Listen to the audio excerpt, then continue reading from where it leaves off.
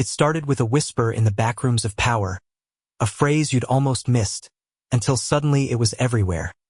Currency Wars 2.0. Not a sci-fi sequel, not a blockbuster movie, but the unfolding economic battle that's quietly reshaping the world. What if I told you this war isn't fought with tanks or missiles, but with money, systems, and sanctions that were supposed to contain threats, but instead helped build an entirely new global financial architecture? By the end of this video, you'll understand how sanctions meant to punish ended up creating a parallel financial world, how trillions have started flowing outside the old dollar-centric order, and why this could change your savings, your job, and the future of global power. Stay with me, because the real battle for the world's financial future is happening right now. This isn't a theory. It's not hyperbole. This is the story of Currency Wars 2.0, a war fought not on battlefields, but through central banks, SWIFT codes, cryptocurrencies, new payment rails, and alliances that reject the status quo. It matters because this war is already affecting inflation, exchange rates, energy prices, and the very power of nations to borrow money. If you hold a bank account, invest in stocks or bonds, or care about global stability, this is essential. The narrative arc of economic history has often been guided by the dominant currency of the era, the British pound in the 19th century, the US dollar in the 20th, and now, potentially, something entirely new in the 21st. If sanctions were the first shots in this conflict, the unintended consequence has been the rise of alternatives.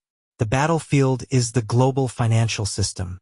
The combatants are old powers and emerging alliances. The prize? Who controls money itself? To understand how we got here, we need to rewind just a bit. In the early 2000s, the global financial order was overwhelmingly dominated by the United States dollar. More than 60% of global foreign exchange reserves were held in dollars. Most international trade was settled in dollars, and the SWIFT system, the messaging backbone of international banking, throbbed at the center of it all. But then the US began to use this dominance as a weapon. After the 9/11 attacks, and even more after the 2008 financial crisis, sanctions became a tool wielded more often and more forcefully. Countries like Iran, Russia, Venezuela, and others found their access to dollar clearing and global finance suddenly cut off. This wasn't economic policy, this was economic warfare. It was meant to isolate, to punish. But here's what nobody tells you. Those sanctions planted the seeds of their own undoing. When you exclude entire countries from the dominant system, those countries don't sit passively. They innovate, they collaborate, and they build alternatives. So the first chapter of this story is about why sanctions were escalated, what they were supposed to achieve, and how they inadvertently created motivation for others to ditch the system that excluded them. Imagine being locked out of the world's banking system overnight. Your currency plummets, imports dry up, and your economy teeters. That's what happened in Iran. The response wasn't surrender, it was adaptation. Iran began pushing trade with partners in local currencies, exploring barter arrangements, and investing in alternative systems to SWIFT. Suddenly, the dominance of the dollar, once unquestioned, became a vulnerability. If your adversary can turn off your access to the global system with a single decision, then maybe you need your own. Russia faced something similar, only more dramatic. After the 2014 Crimea crisis, Western sanctions escalated, cutting Russian banks off from SWIFT and freezing foreign assets. The ruble collapsed. Markets panicked. And then something unexpected happened.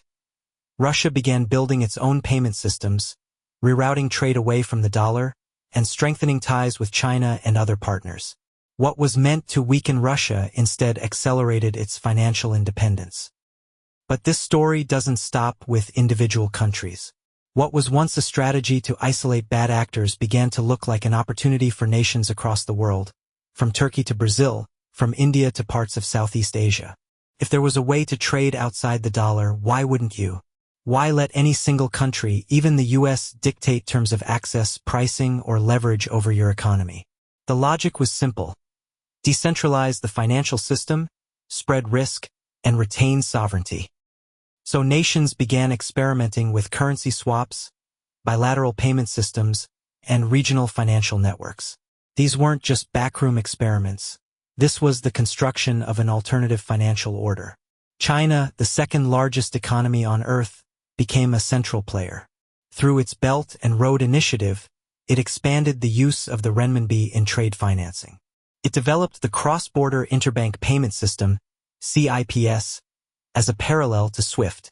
It pushed resource-rich countries to settle trade in local currencies rather than dollars. What began as bilateral arrangements turned into a broader challenge to the old order. Now pause and ask yourself, if China and its partners can reroute significant portions of trade settlement outside the dollar, what happens to the value of dollar-denominated assets? What happens to the ability of the U.S. to finance deficits? These aren't hypothetical questions. They are real economic pressures that financial strategists around the world ponder daily. And then came cryptocurrencies. Initially dismissed as fringe, crypto offered a third path, decentralized, resistant to censorship, borderless by design. Central banks watched warily as Bitcoin, Ethereum, and an entire digital ecosystem emerged. But then they realized something profound. If private cryptocurrencies could operate outside the traditional system, why couldn't central banks do the same? Thus the era of central bank digital currencies, CBDCs, was born.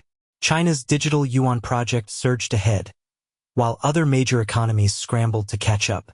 Suddenly, digital currencies became not just a convenience, but a strategic necessity. Here's the dangerous part. CBDCs blur the line between monetary policy and geopolitical influence. If a major economy's digital currency gains broad adoption across borders, it could bypass traditional dollar-centric corridors altogether. Cross-border payments could settle instantly, without SWIFT. Sanctions could be circumvented. The architecture we've known for decades could disintegrate, replaced by a web of digital rails under various national controls. So how did we get from sanctions to a parallel financial system? Step by step. Sanctions excluded nations from the old order. Those nations, big and small, sought alternatives. Alliances emerged. New systems were built. China pushed its currency and payment systems aggressively. Digital currencies accelerated the shift. And now, what was once a US-dominated world is fracturing into multiple financial spheres of influence. But the story doesn't end with nation-states. Private financial infrastructure began to emerge in response. Fintech platforms that facilitate cross-border settlement without traditional intermediaries. Blockchain-enabled smart contracts that automate complex trades. Stablecoins pegged not to the dollar, but to baskets of assets or even commodities. These innovations weren't designed to overthrow the system, but they were born out of a need created by it. When access to dollar liquidity becomes uncertain, businesses and individuals look for hedges. And that's when alternatives become attractive. Let's talk numbers because this story only gets real with concrete figures. In the early 2000s, more than 70% of global foreign exchange reserves were denominated in dollars. Today, that figure is declining, with central banks increasing holdings in euros, yen, and even gold. Trade settlement in local currencies has grown rapidly in emerging markets. China's CIPS now handles a significant share of renminbi cross-border transactions. CBDC pilots have expanded from a handful to dozens of countries. And cryptocurrencies, once negligible, now represent a multi-trillion-dollar ecosystem. Now, ask yourself this. What does this mean for you? If the dollar loses even a fraction of its dominance, your retirement savings, your mortgage rates, your job prospects in multinational firms could be affected. Borrowing costs for governments might rise. Exchange rates could become more volatile. Commodity prices, often priced in dollars, could shift. This isn't abstract. It's real economic risk. And here's the twist. The unintended consequence of sanctions might be that they weaken the very power they were meant to enforce. When you drive countries to build alternatives, you reduce their dependence on your system. You fragment liquidity pools. You create competitive financial hubs. Instead of one dominant global currency, you now have contenders. Instead of one global messaging system, you have alternatives. Instead of centralized control, you have distributed networks. This is the essence of Currency Wars 2.0. It's not just sanctions, it's response, adaptation, and construction of a new order. It's the economic equivalent of cutting wires in a battlefield, only to find your enemy has built an entirely new network underground. The climax of this story is yet to come. We're at an inflection point where old and new financial orders coexist uneasily. Traditional institutions are being challenged. Emerging alliances are consolidating power. Digital currencies are proliferating. Private financial technologies are bypassing old infrastructure. The pressures of geopolitics are no longer separate from economics. They are intertwined. So what should you take away from this? First, that the global financial system is not a monolith. It's a dynamic network that evolves with incentives and pressures. Second, that sanctions, while powerful, have consequences that ripple far beyond their immediate targets. Third, that the rise of alternatives is reshaping global power balances.